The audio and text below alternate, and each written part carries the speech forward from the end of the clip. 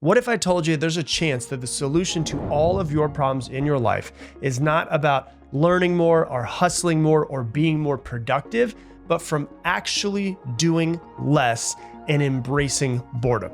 See, boredom isn't just about doing nothing. When we're bored, our brain is deeply working to make connections, to solve problems, to get creative, and to come up with ideas that could possibly change our lives.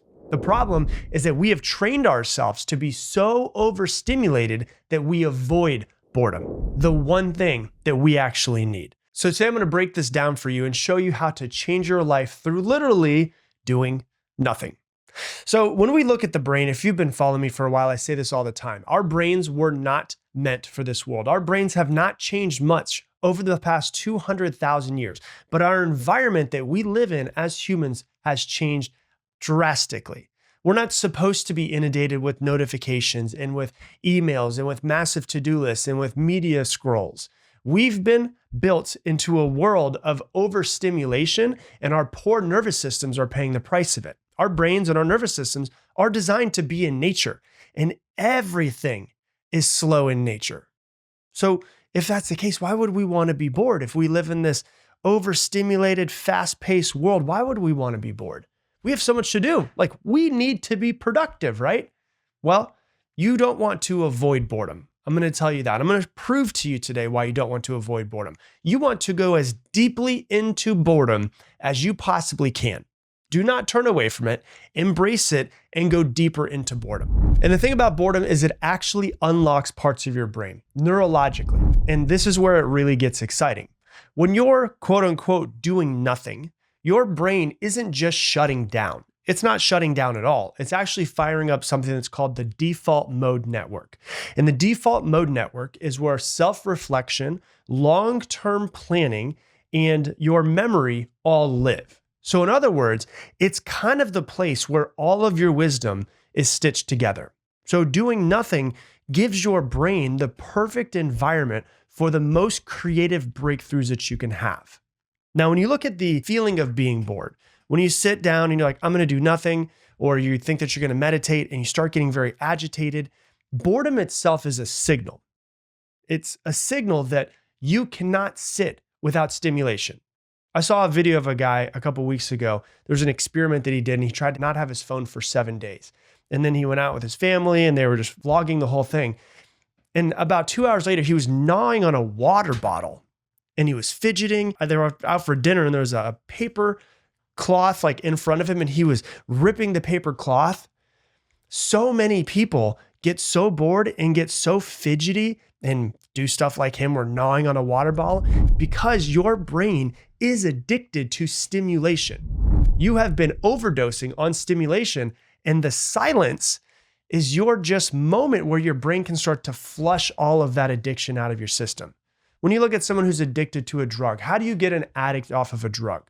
Well, you could either go cold turkey or you could wean them off of it. And we will be right back.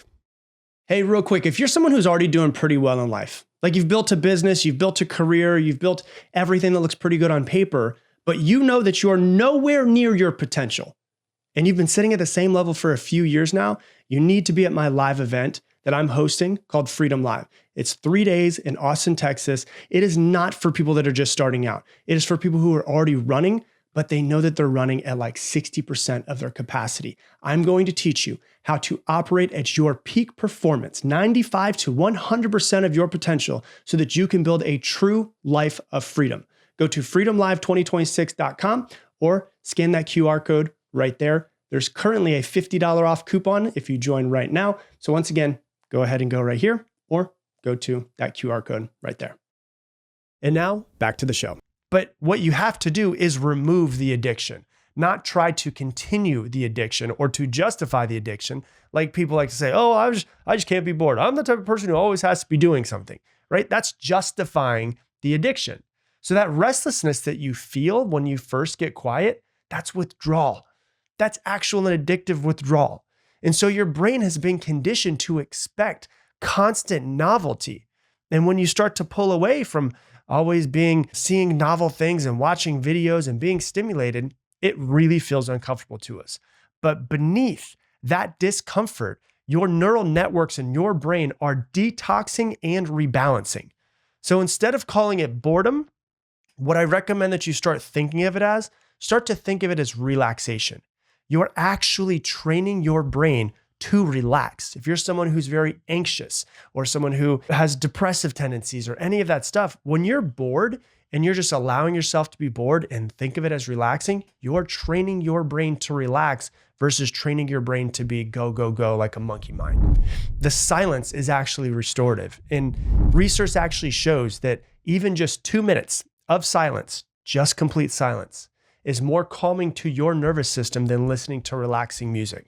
It's the silence lowers your heart rate, it stabilizes your blood pressure, and it lets your brain reorganize itself. And what's really interesting is this right here, okay? When you allow yourself to rest and do nothing, not fall asleep, just rest and do nothing, there's been fMRI studies and electrophysiology studies that show that after learning something new or going and doing something, your hippocampus will replay those neural patterns during quiet, wakeful rest. And so what is happening is your brain kind of calms down for a second, your nervous system kind of calms down for a second, and boom, your hippocampus comes on and says, okay, it's time to start filing all of this away. Essentially, it's strengthening the connections with the cortex, filing away the memory of what just happened, which gives yourself more mental space after your rest. And it's the exact same mechanism that's used during sleep. So just as sleep is so essential for us and good for our brain, so is rest. And so the consolidation really boosts what mental bandwidth we have after the rest. And so one of the real reasons why the quiet scares us is this. Let's be completely real. A lot of us are scared of sitting down and being quiet. For me, years I was running from being quiet. I had to work 110 hours a week because I was just running from so many things. Most people don't avoid boredom because it's boring.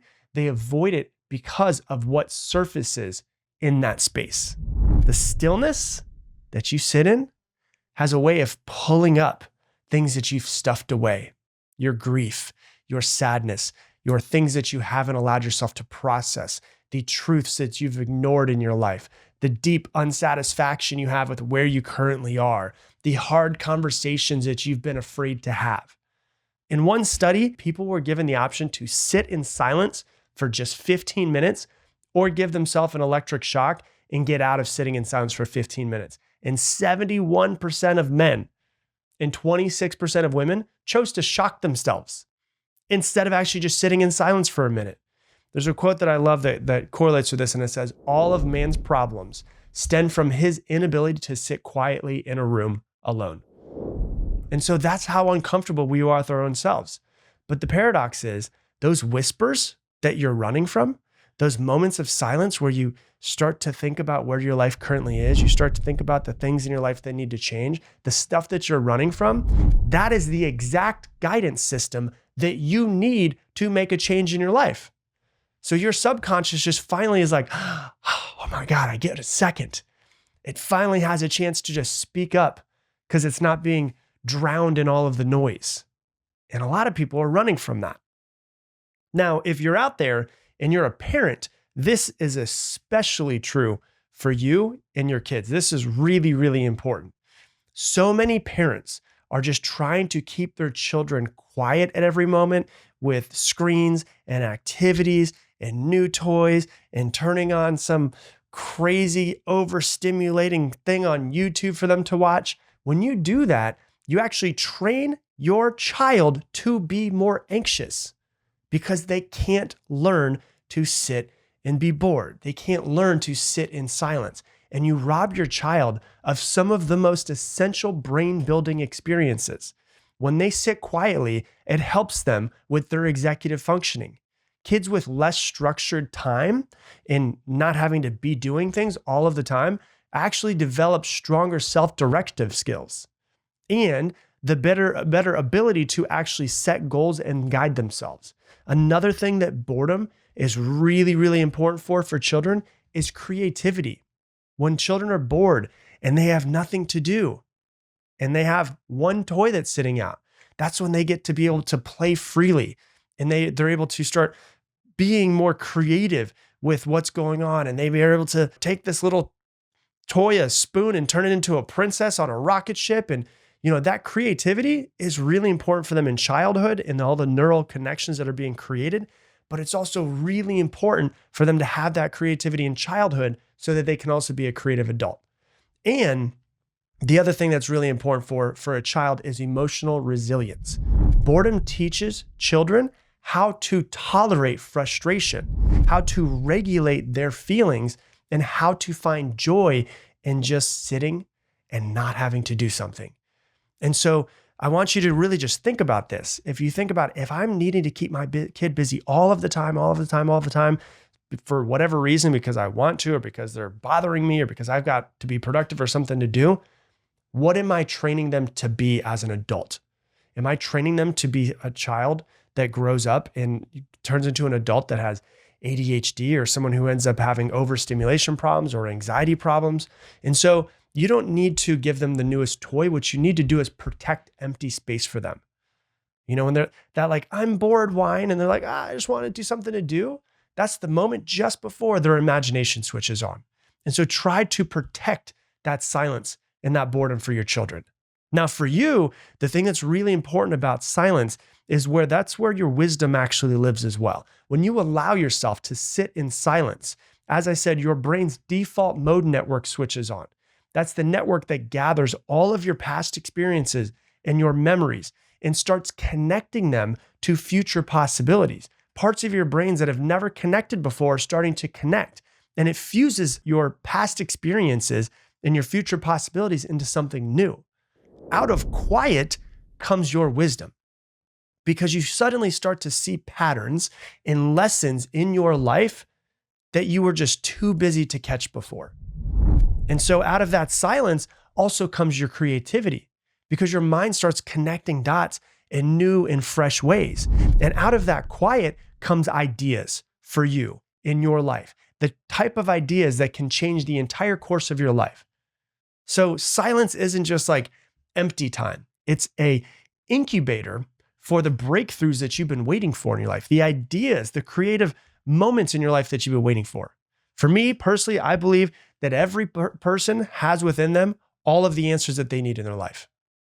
I don't think you need anybody in this world. You don't need anybody to teach you anything. You don't need me to teach you anything. All of your answers lie in your silence. For those of you guys that are spiritual, I also believe that the universe or God or life speaks to you in those silent moments. It's that little whisper that comes in and says, hey, what if you tried this? Hey, you should follow this thing. That's where your intuition lives. And so when you look at it, I've hopefully sold you on the fact of why you should be bored, but how do we actually put this into practice? Let's create like a boredom practice, right? Let's take 14 days and just try this experiment out. Try to have, like, one of the most important ways of doing this is to have very solid boundaries on no phone times. Don't just like put your phone face down, put it in another room, and it can be like from 6 p.m. to 9 p.m. I am not on my phone. Maybe from the moment that you wake up until 10 a.m., you're not on your phone.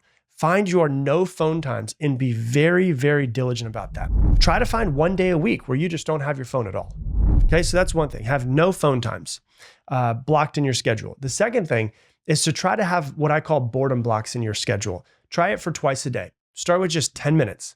No screens, no stimulation, no music, no podcasts, nothing. You just sit down, you set a timer for 10 minutes, and you just breathe. And you notice the sky, and you notice the leaves, and you notice the way that the sun feels on your skin.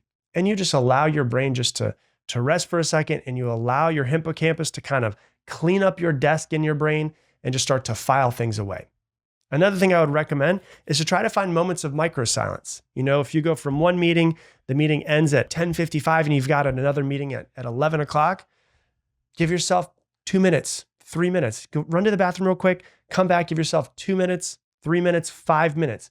Just close your eyes, just breathe, just listen to the sound of the air going in and out of your nose, and just allow your brain to just rest for a minute. And then the last thing that I recommend is try to go on more walks. Go outside without headphones, without your phone, by yourself, and just let your mind drift. And if you have children, let your children be bored. Give them one toy instead of 45 toys. They've actually found that children will play longer with one toy than if there's 20 toys sitting out in front of them. And so if your child comes up to you like, Mom, I'm bored, say something like, perfect, your brain's about to make something awesome. Let's see what it does. And just allow them to start being more creative. And what you'll notice if you start doing this is you'll notice more original ideas. You'll start to have deeper focus when you return to work. You'll have a clearer sense of what actually matters. And then for your kids who can be bored, they're going to melt down less because they're actually going to become more self-resilient. And so here's my challenge to you. Stop treating silence like it's something to avoid or some void that needs to be filled.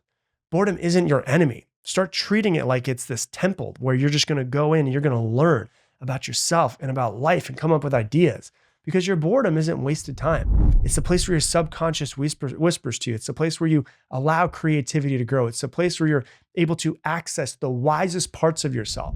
And in a world that's getting louder and louder and busier day by day, the real rebellion might be just sitting in quiet. Hey, thanks so much for watching today's video. If you love this video, click this one right here. This is the one that you need to watch next. And if you want to make sure you don't miss any more of these episodes, click that button right there. Make sure you subscribe and check out the next one.